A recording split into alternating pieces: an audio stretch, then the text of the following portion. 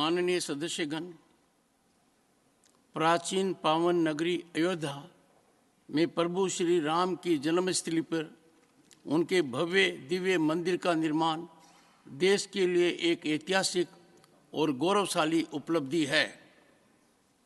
हम सभी सांसद पूरी एकता, श्रद्धा और भक्ति भाव से इस अवसर पर देशवासियों के उल्लास और उमंग में शामिल हैं। साथ ही इस प्रस्ताव के जरिए इसकी सराहना करते हैं। देश की विकास यात्रा में ये एक अविस्मरणीय क्षण है जो भारत के लिए सामाजिक, सांस्कृतिक और ऐतिहासिक रूप से अत्यंत महत्वपूर्ण है। भारतीय सभ्यता और संस्कृति के कण कण में प्रभु श्री राम, माता सीता और रामायण रचे बसे हैं। हमारे लोकतांत्रिक मूल्य और सभी के लिए न्याय को समर्पित हमारा संविधान राम राज्य के आदर्शों से प्रेरित रहा है। राम राज्य का आदर्श पूज्य बापू के हृदय में बसा था। ये हमारा परम सौभाग्य है कि हम सभी अयोध्या के मनोहरी मंदिर में रामलला के विग्रह की प्राण प्रतिष्ठा के साक्षी बने हैं। अयोध्या में प्रभु श्री राम का मंदिर सिर्फ पत्थरों का ढांचा भर नहीं है, बल्कि आस्था और भक्ति के अनंत भावों से परिपूर्ण है। 22 जनवरी 2024 पूरे भारतवर्ष के लिए एक ऐसी तिथि है जिसने देश के कोने कोने को अद्भुत आनंद और उत्साह से भर दिया। दुनिया भर की अलग अलग संस्कृतियां में भी श्री राम मंदिर की खूबी चर्चा रही है। हर ओर आस्था का सागर उमड़ता दिखा। यह एक राष्ट्रीय पर्व का दिन बन गया जिसको लेकर युग युगांतर तक हमारी पीढ़ियां अभिभूत होती रहेंगी। हमारे माननीय प्रधानमंत्री ने भगवान राम से जुड़े इस पावन अवसर पर पूरे देश को एक सूत्र में पिरोने में अतुलनीय भूमिका निभाई है। उन्होंने श्री रामलला के विग्रह की प्राण प्रतिष्ठा के अनुष्ठान के लिए पूरे समर्पित भाव से कठिन नियमों का पालन किया। इस दौरान वे नासिक से लेपाक्षी और त्रिप्रयार से लेकर रामेश्वर तक प्रभु श्री राम से जुड़े महत्वपूर्ण तीर्थ स्थानों पर भी गए और राष्ट्रीय एकता का संदेश दिया। इस यात्रा ने देशवासियों को एक बार फिर विविधता में एकता की अपनी शक्ति का अनुभव कराया है और इससे एक अद्भुत आध्यात्मिक चेतना की जागृति समग्र जनमानस में हुई है। 22 जनवरी को प्राण प्रतिष्ठा के कार्यक्रम में माननीय प्रधानमंत्री जी ने बहुत विस्तार से देश की इस आध्यात्मिक चेतना के जागृत होने की बात कही है। इस अवसर ने यह भी सिद्ध किया है कि एक राष्ट्र के रूप में हमारी चेतना निरंतर सशक्त हो रही है। समाज के हर वर्ग ने पूरी एकता और सद्भावना का परिचय देते हुए प्रभु श्री राम का हृदय से स्वागत किया है। अयोध्या में प्रभु श्री राम का मंदिर एक भारत श्रेष्ठ भारत की भावना का प्रत्यक्ष प्रतीक है। इस अवसर ने यह भी दिखाया है कि समाज में समरसता बढ़ाने में हमारे सामूहिक प्रयासों का कितना बड़ा योगदान है। इस पल के साकार होने में हमारी न्यायपालिका और समाज के एक बड़े हिस्से की भूमिका भी उतनी ही अहम रही है।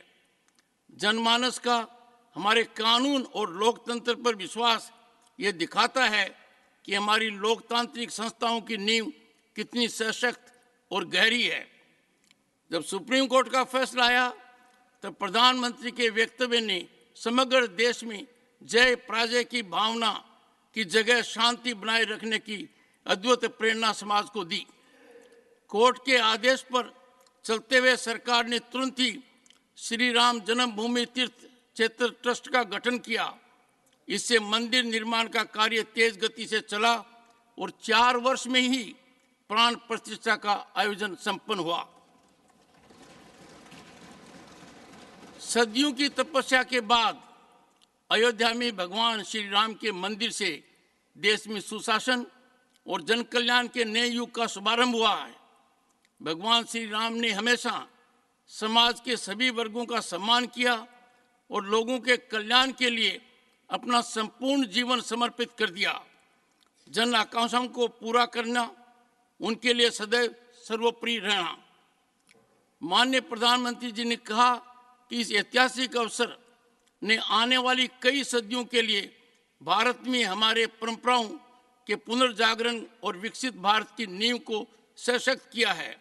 उन्होंने कहा है कि राम से राष्ट्र और देव से देश तक हमारे लिए अपनी चेतना को विस्तार देना जरूरी है।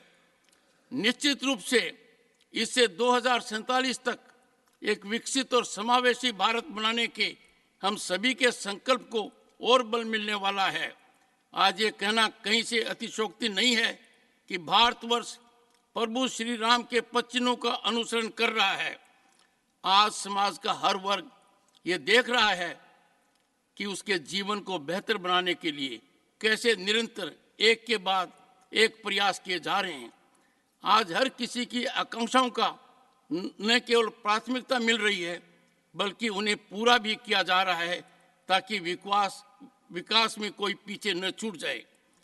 अयोध्या में जन जन की भावनाओं का प्रतीक बने प्रभु श्री राम के भव्य मंदिर से जुड़े इस अवसर को हम सभी के लिए गौरवान्वित हैं। हमें विश्वास है कि ये ऐतिहासिक उपलब्धि आने वाली पीढ़ियों को आशा, एकता और सामूहिकता के मूल्यों का संदेश देगी। इसके साथ ही ये हमारे देश की विविधता में एकता की भावना को और प्रगाढ़ करेगी। Honorable members, there is one permitted special mention today. The same shall be deemed to be laid on the table of the House. Honorable members, we have come to close of the 263rd session of Rajya Sabha. It is the last session before we go for the general election, a true festival of democracy in the mother of democracy. As highlighted by the Honorable President in her address, Bharat is making phenomenal progress in all walks of life. We are in Amrit Kal of our Republic. As members of the upper house, we have to ensure exemplary standards of conduct. We need to be a source of inspiration as Bharat steadfastly surges towards a Viksit Rashtra and a global leader. We are in an era of immense possibilities. Let us vigorously contribute for continual incremental rise of Bharat. I have no doubt that this sentiment is shared by every member of this House and people at large. In short but important session, the House set for 9 days dealing with 116 issues of public importance alongside answering 90 starred and 960 unstarred questions. Overall productivity during the session stood at an impressive figure of 137%. It is noteworthy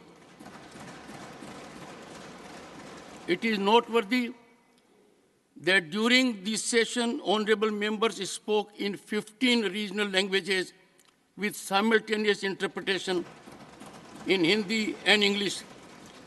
In addition to the discussion on the motion of thanks to President's address and interim union budget, this House also passed 7 bills, including public examinations, prevention of unfair means bill, water prevention and control of pollution amendment bill, Jammu and Kashmir local bodies laws amendment bill, and constitution amendment bills related to inclusion of scheduled caste and scheduled tribes.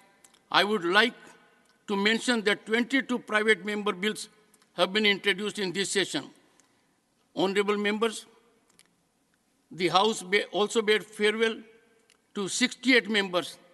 Out of these, 3 members retired in month of January, and the remaining 65 would be retiring between February to July this year. Let me express our profound appreciation for the distinct service rendered by each one of our esteemed retiring colleagues.